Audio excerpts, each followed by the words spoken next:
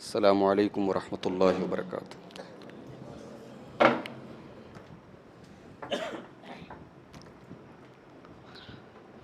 الحمد للہ رب العالمین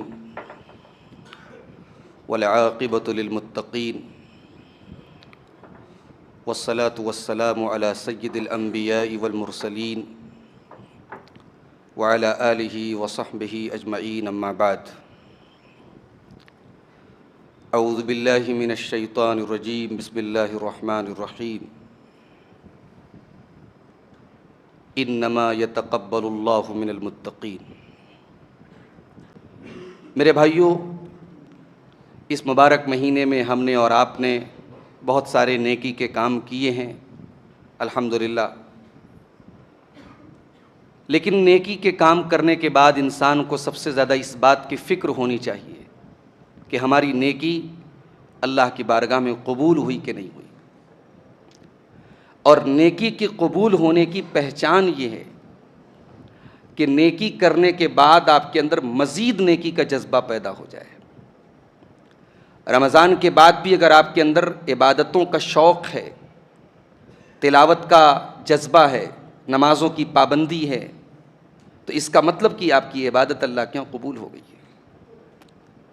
اور اگر رمضان کے بعد آپ مسجد سے غائب ہو گئے، قرآن سے آپ کا تعلق چھوٹ گیا اور آپ نمازوں سے بھی غافل ہو گئے، تو اس کا مطلب کہ آپ کی اور ہماری عبادت میں کہیں نہ کہیں کھوٹ ہے۔ میں نے قرآن کی ایک آیت کا ٹکڑا آپ کے سامنے پڑھا ہے۔ اللہ تعالیٰ نے اس میں حابیل اور قابیل کا واقعہ بیان کیا ہے کہ جب اللہ تعالیٰ نے حابیل کی قربانی قبول کی اور قابیل کی قربانی قبول نہیں ہوئی، تو قابیل نے اپنے بھائی حابیل سے کہا کہ میں تجھے قتل کر دوں گا۔ تو اس کے جواب میں حابیل نے کہا انما یتقبل اللہ من المتقین، اللہ تبارک و تعالیٰ متقی لوگوں کی عبادت قبول کرتا ہے۔ تو عبادت کی قبولیت کے لیے انسان کی نیت کا درست ہونا ضروری ہے۔ اللہ تعالیٰ نے قرآن میں دوسرے مقام پر فرمایا کہ وَلَا تَكُونُوا كَالَّتِي نَقَضَتْ غَزْلَهَا مِن بَعْدِ قُوَّةٍ أَنْكَاثًا، کہ اے ایمان والو اس عورت کی طرح نہ ہو جانا جس نے سوت یعنی جو دھاگا ہوتا ہے، اس نے دھاگے کو بڑی محنت سے تیار کیا اور پھر اس کے ٹکڑے ٹکڑے کر ڈالے۔ کیا مطلب؟ یعنی ایک انسان نیکی کرے، محنت کرے اور اس کے بعد اس کی محنت اور اس کی نیکی اللہ تعالیٰ کے ضائع ہو جائے، اس سے بڑا گھاٹا کوئی نہیں ہے۔ اسی لیے اللہ تعالیٰ نے سورہ کہف میں فرمایا کہ قُلْ هَلْ نُنَبِّئُكُم بِالْأَخْسَرِينَ أَعْمَالًا، اے نبی آپ کہہ دیجئے کہ کیا میں تم کو ان لوگوں کے بارے میں نہ بتاؤں جو عمل کے اعتبار سے سب سے زیادہ گھاٹے میں ہیں؟ الذین ضل سعیہم فی الحیات الدنیا، جن کی دنیا کی تمام محنت اور کوشش ناکام ہو گئی اور وہ یہ سمجھتے رہے کہ وہ بہت اچھا عمل کر رہے ہیں۔ تو رمضان کے آپ نے اس مبارک مہینے کو اب آپ الحمدللہ مکمل کرنے والے ہیں۔ اب آپ اللہ سے دعا کیجئے کہ اللہ ہماری نیکی کو قبول کرے۔ سلف صالحین 6 مہینہ رمضان کا انتظار کرتے تھے، دعائیں کرتے تھے کہ اے اللہ تو ہمیں رمضان کے مہینے تک پہنچا دے، اور پھر رمضان کے بعد اگلے 6 مہینہ وہ دعائیں کرتے تھے کہ اے اللہ ہم نے رمضان میں جو عبادتیں کی ہیں تو ان کو قبول فرما لے۔ قرآن کریم کے پہلے پارے میں اللہ تعالیٰ نے حضرت ابراہیم اور اسماعیل علیہ السلام کا ذکر کیا کہ جب یہ دونوں باپ بیٹے خانہ کعبہ کی تعمیر کر رہے تھے، اللہ کا گھر بنا رہے تھے، تو دونوں باپ بیٹے کی زبان پر کیا جملہ تھا؟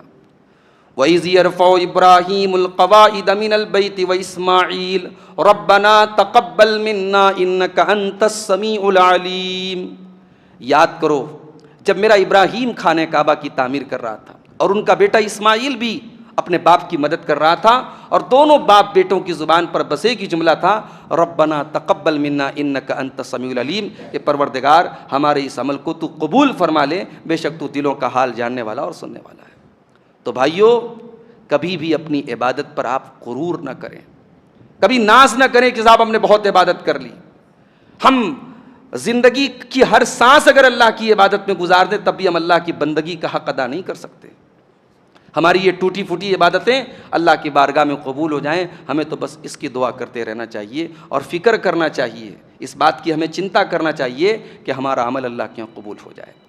اس لیے کہ اللہ تعالیٰ کے یہاں کوانٹٹی کی نہیں کوالٹی کی اہمیت ہے۔ اللہ نے فرمایا کہ الذی خلق الموت والحیات لیبلوکم ایکم احسن عملا، اللہ وہ ہے جس نے موت اور زندگی کو پیدا کیا تاکہ تمہیں آزمائے کہ کون اچھا عمل کرتا ہے۔ حضرت فضیل ابن عیاض کہتے ہیں کہ اچھا عمل کون سا ہوتا ہے؟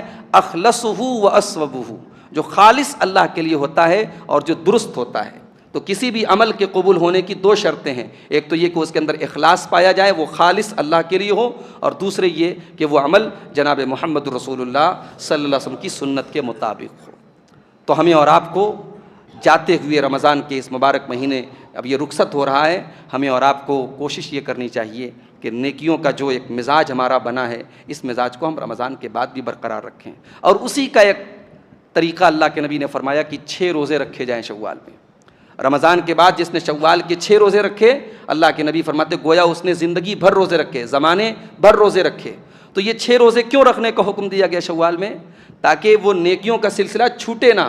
شوال میں بھی آپ کو روزہ رکھنا ہے، 6 روزے رکھنے کی کوشش کرنا ہے تاکہ نیکی کا جذبہ آگے بھی برقرار رہے۔ اللہ تعالی ہم سب کو، ہم نے جو بھی عبادتیں اس مہینے میں کی ہیں، اللہ ان کو قبول فرمائے۔ اللہ ہماری نیتوں میں اخلاص پیدا فرمائے، ہماری عبادتوں میں جو کمی اور کوتاہی رہی ہے اللہ اپنے فضل و کرم سے قبول فرمائے۔ ہم نے جو صدقہ، خیرات، زکوٰۃ اور آگے ہم صدقہ فطر ادا کریں گے، اللہ تعالی ہماری ان تمام عبادتوں کو قبول فرمائے۔ ہمارے جو بھی مظلوم بھائی ہیں، مجبور بھائی ہیں، اور دنیا میں اور ہمارے ملک میں کسی بھی علاقے میں ان پر کسی بھی طریقے کا ظلم و ستم ہو رہا ہے، اللہ تعالی دست غیب سے ان کی مدد فرمائے۔ اللہ ظالموں کو ان کے انجام تک پہنچائے۔ رب العالمین ہم سب کے اوپر اپنی رحمتوں کی بارش نازل فرمائے۔ موسم بھی اس وقت کافی شدید ہے، پورے ملک میں بہت سخت گرمی ہے، اللہ تعالی رحمتوں کی بارش بھی ہم پر نازل فرما دے۔ بچے ہوئے جو روزے ہیں اور بچے ہوئے جو چند ایام ہیں، اللہ صحت و سلامتی کے ساتھ ہم سب کو گزارنے کی توفیق عطا فرمائے، ہماری جملہ عبادتوں کو قبول فرمائے۔ رب العالمین ہمیں دنیا میں جب تک زندہ رکھے، اسلام پر زندہ رکھے، اور ہمارا خاتمہ ایمان پر ہو، آمین۔ وآخر دعوانا الحمد للہ رب العالمین، والسلام علیکم ورحمۃ اللہ وبرکاتہ۔